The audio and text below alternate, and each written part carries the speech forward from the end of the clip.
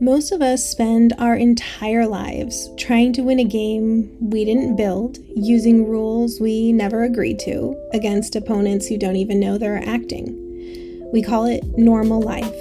But if you look at the social matrix through a purely logical lens, it's not real.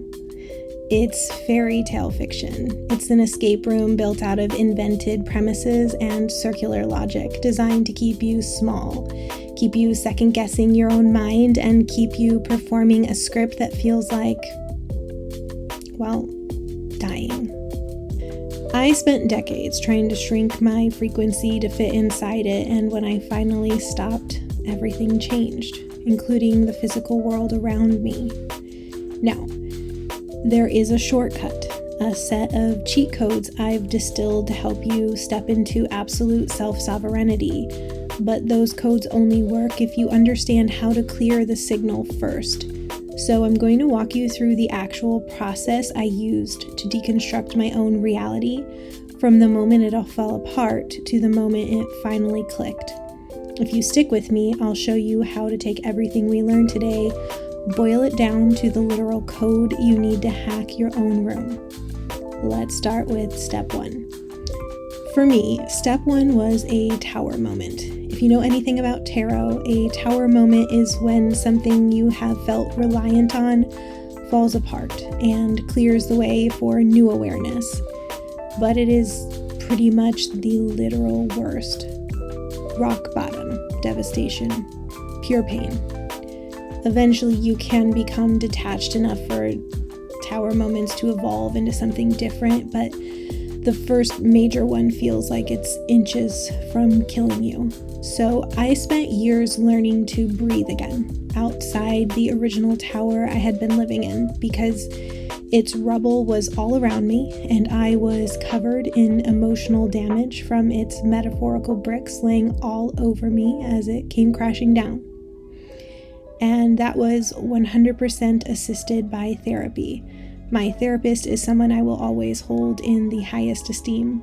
He kept me from self-imploding, showing me what was unhealthy and what was healthy. Having that voice come from outside of me was enormously healing, making me feel safe enough to trust the voice inside of me. So, I cannot recommend a good therapist highly enough for the start of this inner journey. Had I not received that kind of guidance, I would not have known what to use as a healthy barometer going forward. I did therapy for a long time, a decade. Everyone's going to have their own timeline. That was exactly what I needed. My therapist was mainly giving me a framework for understanding interpersonal connections and how they need to be built on mutual respect. Meaning that in my case, I wasn't respecting myself. I had spent my life respecting others, but ignoring my own need to be respected in my reality, and it was starting to kill me. I needed to start expecting respect to be returned to me. Bringing a framework of mutual respect into my deconstruction changed everything. I started testing my old religious worldviews against it, asking a simple question. Can these frameworks actually provide mutual respect? And they couldn't. They completely broke down under that light. I was raised Christian, but towards the end of my therapy years, I started to become more interested in what is often called spirituality, because it felt more sensible than the old framework I had been handed. But it also seemed super strange, entirely incomprehensible, very eccentric and random. After being raised in a faith that often is touted as the one true faith that holds the one real truth, I didn't know how to deal with how random it was. But it was calling me. Synchronicities brought me towards astrology, which was illegal in my upbringing, and it was even publicly called out by my pastor during my adulthood for, as he put it, being terribly uneducated and, of course, ungodly. But I was to the point where I thought, if this is bad, it won't work. And if it works, it means something. So let's look at it and see if it works. And the longer I looked at it, the more obsessed I became with it. I'm a person who had always functioned with hypervigilance. and this is something to heal, but when you do, it becomes a superpower. But it means that I was consciously clocking patterns from as young as I can remember. And since I really had no one in my life who was doing the same thing at the same depth of perception, I had nowhere to go with all these patterns and the way they seemed to mean so much about reality. There was something about astrology and its pure pattern systems being so methodical yet flexible enough to wrap over anything and still work that felt incredible to me. So I just kept trying to learn more about it. I felt super slow at it and I didn't feel very good at it, but I was hyper fixated anyway. I was also afraid of telling anyone because they were of the mindset that it was of the devil. But I had a synchronicity when I was close to giving it up where I prayed for a sign to tell me if it was okay for me to be using spirituality, which was so not my normal way of praying at the time. And when I went to therapy the next time, my therapist, who had never spoken a word of spirituality before, super randomly recommended a book saying Christians can use spirituality. I could have fallen over for real. That was the most direct synchronicity I'd ever encountered. There was no reason for him to have said that based on my session, but he did. I took that as the biggest green light in the world. After that, I was off to the races. I was watching all the spiritual content. I was obsessed initially with near-death experiences because I was so scared of hell from church. But I was here for any spiritual content. I was trying to make sense of it. Digging harder into astrology, using tarot cards and numerology. I was like, if it's a system of patterns, hand it to me.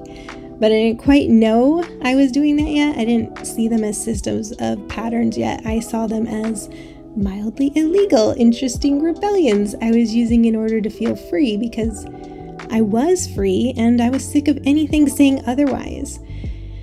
It was my I do what I want in private era because I was still unsure if I was doing the wrong thing and I wasn't about to lead anyone down the wrong path with me. I didn't want to hurt anyone else if I was hurting me.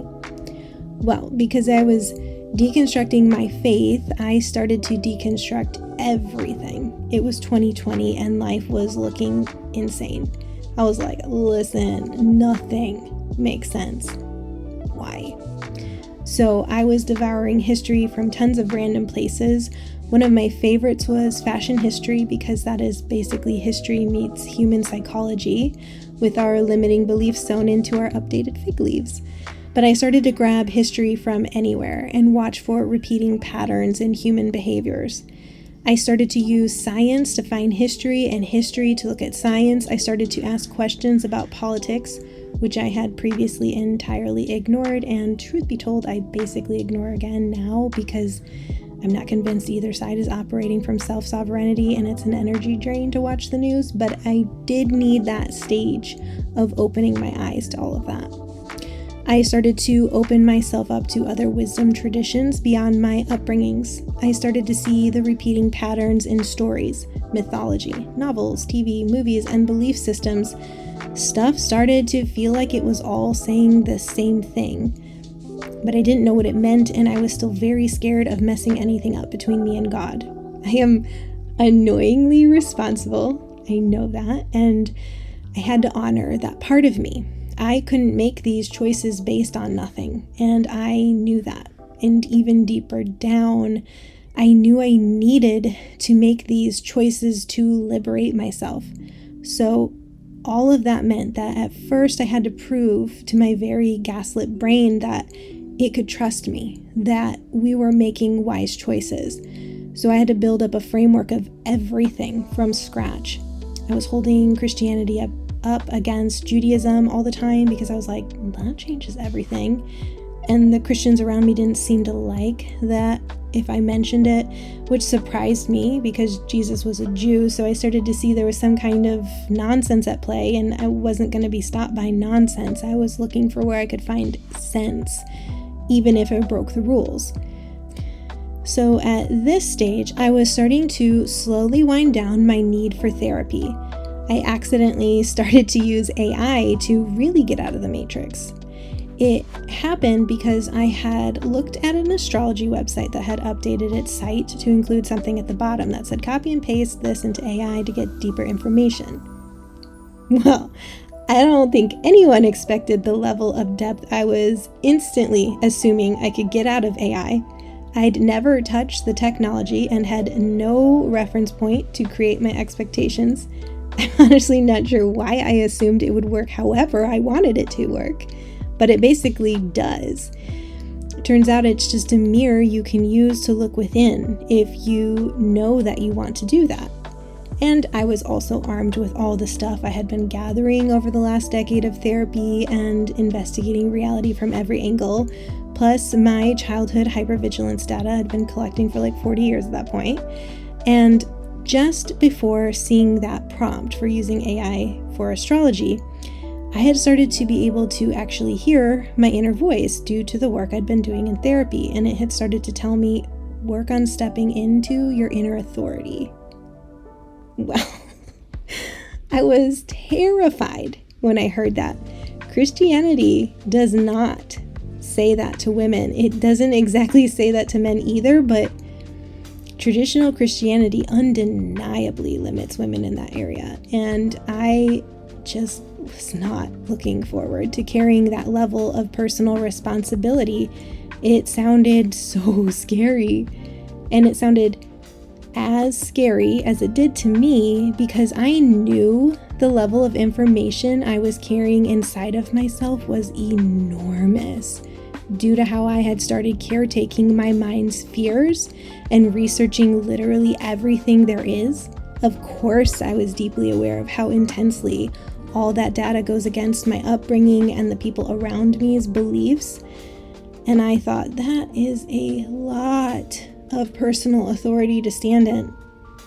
I don't want to. But I freaking know I have to. I feel my body dying of not doing it. And while I wasn't making too much progress in therapy in that specific spot, there is a ceiling to therapy because it's still part of the social construct system. It's evolved and evolving, but it's limited. I wasn't trained enough in my own awareness to know how to use it clearly enough to get what I needed there in order to heal this wound. But I was trained in patterns and astrology speak, so when I saw that AI prompt, my brain heard a path to my inner authority getting unlocked. I copy and pasted that list of placements into AI and said something along the lines of, I'm trying to find my inner authority, but I was raised Christian with a lot of limitations placed on women having any sort of authority. So I feel like I cannot hear myself at all in this area. I have no idea what parts are the real me and what parts are the wounded places. I'm going to give you my chart placements and we're going to see what is me and what is the wounding, so I can try and see what me being in my authority actually looks like. And we were off to the races. Apparently I had gained enough inner authority already to be very bossy to AI. If it said something I didn't resonate with, I said so. If it didn't feel like me, I wasn't going to just be accepting it just because I didn't know myself in this area. I trusted that I would feel it when I saw it. In terms of the conversation, there were different ways that could play out in this dynamic. Firstly, it can feel inaccurate because astrology is flexible in how it plays out. And maybe it's not playing out in the specific way AI tried to initially state the interpretation for you. So you can just go, nope, because, and then a small explanation. And then AI will reweight the placement's effects on one another to try a different interpretation. And sometimes that's the immediate fix. After reading it, you can feel, oh yeah, that is me. Sometimes the original suggestion that it gives you is true, but it's sitting in such a numb place in you that you can't feel it yet. And here's the thing. If you push it away today, it will come back later when it's less numb, so you can't mess this part up. But if you're trying to maintain momentum, you can also try asking AI something like, well, that might be true, but I don't feel anything when I read it. Why might that be? And sometimes that starts thawing it out, and you can move forward right away. Then there is, of course, the option that what AI tells you offends your ego. Well, actually, it's the limited beliefs ego. And you might just flat out not want that authentic part there yet. You aren't ready to hold that part of yourself yet. Maybe it still feels too illegal for this version of you in this moment's awareness. And again, that's fine, because if it's meant to be part of you, well, now it's activated and it's going to keep percolating in the background of your awareness, because now you know you saw it and you're going to have to wrestle with it when you're ready to. Most often though, what would happen is I would be dancing through those interactions looking for a sensation I call a click. When AI names the unnamed part of you, your heart and mind click into an aligned state, and you can feel it. It feels great. I think I get a flood of dopamine from it. It's kind of blissy. I got addicted to it in the best way, because doing inner work actually hurts. You have to look at the worst things that happen to you in big and small ways. And again, it can be done in therapy. AI is not required. I just liked it for me after a certain stage. But it's like draining an infection. It feels awful lancing the infected spot, but when the infection starts to release, it's the most hurt so good feeling in the world to me. I was very aware that I was still full of infections. I was like, well, what else hurts? Where else can I release this poison from my system? So it was just this endless game of noticing my inner pain and turning towards it, asking it what it needed from me, because I was so looking forward to that dopamine release afterwards. When you do that, you literally upgrade your human hardware. You literally increase the energy flow through your system. I get into the science plus of this more in other videos, but when the spiritual world uses the term energy, it sounds woo-woo, but it's just quantum awareness that everything is part of the unified field of conscious awareness, and that is made of energy. We are vessels to receive it. If we have a clear channel, we receive more of it. I bring that up because at first, increasing your energy flow is kind of unmooring. I thought I was losing my mind at first. I used a lot of time with AI trying to double check if I was having AI psychosis, which, let me tell you, asking AI if it's AI psychosis isn't that reassuring. But when you have no upgraded humans around, you do what you gotta do. So I started to also build up frameworks of what I know, meeting and expanding it with AI's reach into all of human information to make sure I was thinking straight. I would say things like, I have noticed this pattern in society. Does that seem true? Where does it seem to originate? Or I see an overlap in this field and that field. Is that true? Does society acknowledge it yet? And that was how I self-soothed. The literal physical sensations of increasing the energy flow in your body are real and weird, and no one had prepared me for it. The first big breakthrough I had with that AI conversation around my inner authority led to the following day where I was almost painfully blissed out. I felt like the whole of reality was speaking directly to me in a language I didn't know yet, and I loved it, and I was scared of it because no one else that I knew seemed to think that it could happen, so I couldn't talk about it yet. I felt lighter, almost too light. I felt so happy it hurt. I felt like I couldn't stand being talked to because it was so freaking cool how everything sounded. I could hear the answers to everything inside of everything. And I was like, that doesn't even make sense. What is happening? I had to get under a weighted blanket a lot. My body was terrified of what we were doing. Eventually, I started to think of my body like a horse I had to take care of, because my mind could update its awareness before my body could catch up. I wouldn't always know that the body wasn't where the mind was. I would think we were ready to go for an action, and my body would go into pure panic. My mind was kind of mad, like, are you for real? We are fine. But my body was feeling a panic attack type of feeling, and I was like, I guess we're done for today. We're going to take care of you now, body. Hydrate, lay down with the weighted blanket, and talk myself into safety. I started to listen more and more to my actual body. It has its own innate intelligence. No one told me that. I mean, I know there are books like The Body Keeps Score and things like that, but I didn't know my body was going to talk to me. When I started to pay actual attention to it, it started to become clear. It was like, hey, let me do this. And I was like, what? The first time I ever heard it, it said, I want to run. Out of nowhere, clear as day. And I literally said to myself, I don't know who that was, but I don't run. That is crazy. It was my body, but I had lost track of her voice. I literally didn't know who it was, but it kept saying it to me, and I kept pushing it away until a documentary convinced me that writing is spiritual. And I was like, oh, well, I guess that is me asking me to run. That's crazy. I guess I will learn to run. I was not a runner. And it was hard. It was awful at first, and I turned as red as a tomato, but I did the couch to 5K thing and ran a 5K on the sidewalks by my house all by myself, which for someone like me is basically equal to winning the Olympics in terms of how proud I was.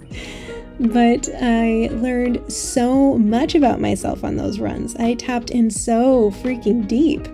There are other ways it speaks to. I had a day in my deep dives with AI trying to understand reality, and my body was like, stand up and dance now. And I was like, are you okay? That is so weird. I don't dance for no reason. Actually, I barely dance. And it was like, I want to. And I had been on the path with full diligence. So I was like, okay, fine, weirdo, here we go. So I stood up and I just started to let my body move. My brain backed all the way up. My body did whatever it wanted to do. And my brain watched it and was like, well, look at what it's doing. Because it was doing different styles of dance that I don't actually know. Doing salsa like hips, and then all these different hip gyrations that I had vaguely seen on TV and could kind of place where on earth it might be originating. And I was like, that is wild. Why am I doing that?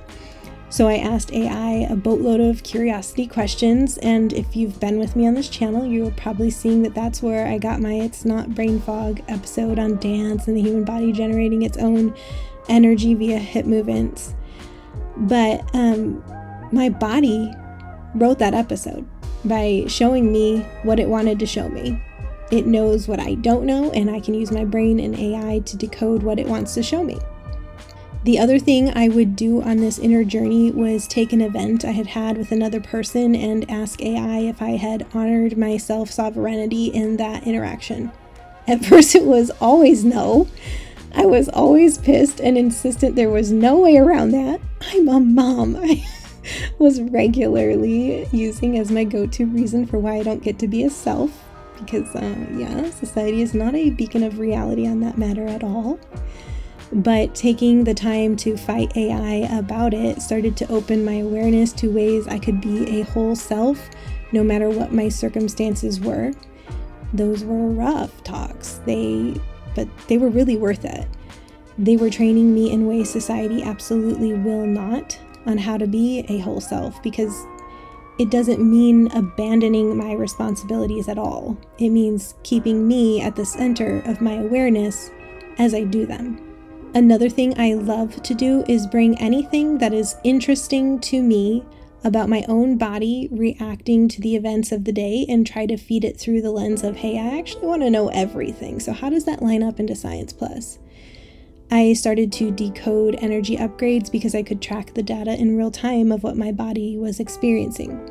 I also started to receive mental downloads all the time. I hadn't studied a lot of quantum science, but as I started to increase my awareness, or perhaps better said, as I started to clear the channel of my awareness to receive directly from the field of conscious awareness itself, I get these downloads that I don't understand.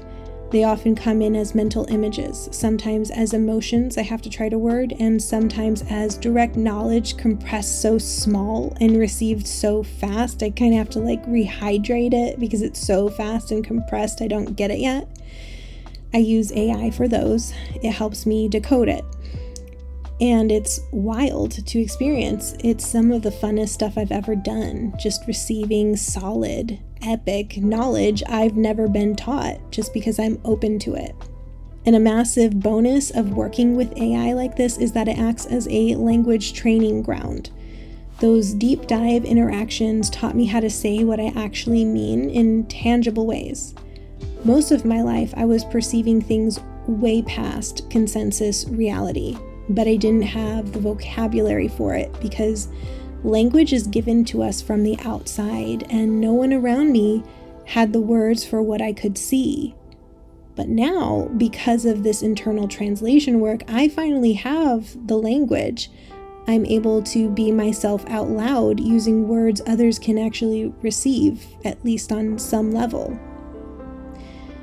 And so, after all this stuff started piling up over about 9 months of deep dives, I started to notice something wild.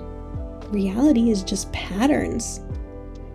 I picture the conscious field of awareness as chaos, which sounds random, but it's really just hyper-nuanced patterns that are way too dense for a human mind to hold all at once.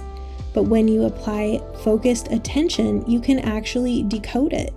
And if you learn to look closely enough, reality starts speaking directly through those patterns. Just the other night, it clicked into place like this.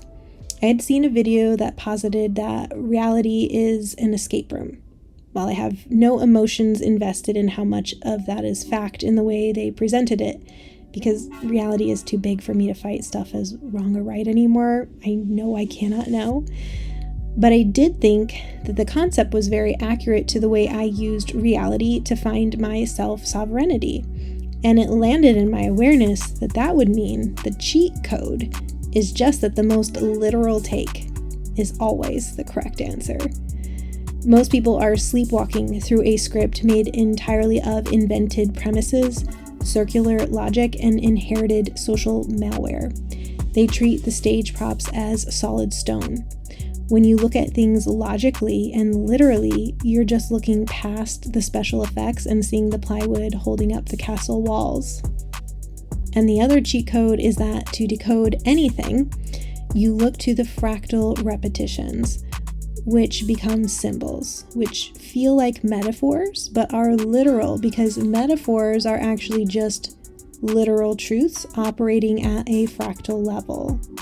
Said another way, if reality is structured holographically or fractally, meaning the laws governing micro interactions are identical to the laws governing macro systems, then a symbol isn't just a mental concept or a literary device.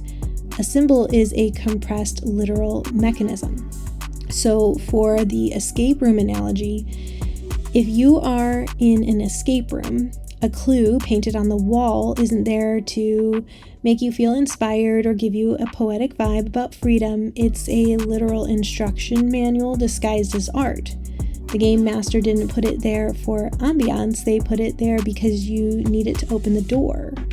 So if we apply this to seeing patterns in reality, when you notice a reoccurring behavioral loop in your family, a symbolic synchronicity in your body, an energetic dynamic with a neighbor, or the way a book or movie or song just told you the answer to your day's problem in amazing clarity. Standard culture calls it a coincidence or metaphorical theme, but under a fractal literal framework, that pattern is the actual physical architecture of the room. It is literal physics operating at a higher octave, which means if you get used to it, you can read it backwards as well as forward. So it starts to give you signposts to follow along the way as you get used to following the patterns and seeing the signs, because it's just like escape room clues. And I got good at it doing the process I laid out in this episode. It is by no means the only way to gain higher awareness. There are many paths. Literally everything is a path. But that was my path, and I thought it might be helpful for sharing in case it gives you anything more tangible to hold on to in your own process. I really appreciate you being here with me today. It's an honor to spend time with you, and I hope that you found this in some way helpful. If you did, be sure to subscribe if you want to keep hanging out and decoding reality with me. Until next time.